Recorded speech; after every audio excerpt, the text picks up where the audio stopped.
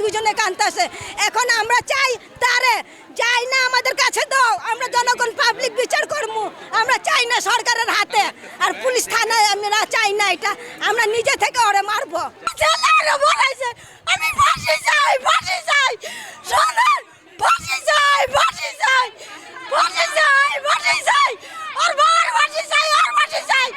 আমার ছেলে পড়াইছে, আমার ছেলে পড়াইছে, ফাঁসি চাই, ফাঁসি চাই। আমার বাচ্চার কোনো গ্যারান্টি নাই, আজ আমার বাচ্চা স্কুলে দেবো, আমার বাচ্চা স্কুলে দেবো, আমার বাচ্চাকে কোনো গ্যারান্টি আছে?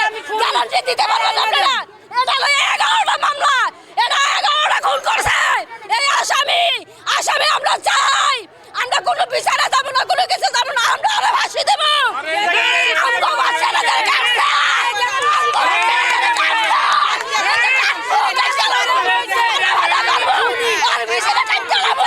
এক সেকেন্ডও দয়া মায়া করেনি, তা ওই আসামিকে এখনো বাঁচায় কেন রাখছে? কোন কারণে রাখছে?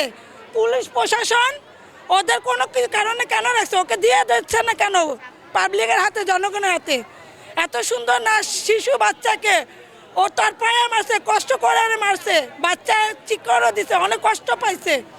ওকে এখনো বাঁচা, ওর বউরে ওরে ওর স্ত্রীকে ওকে এখনো বাঁচায় কেন রাখছে? ওকে দিয়ে দোক এখন, ওরা এরকম জবাই করে বটি বটি করে কুত্তারে দিয়ে খাওয়াও।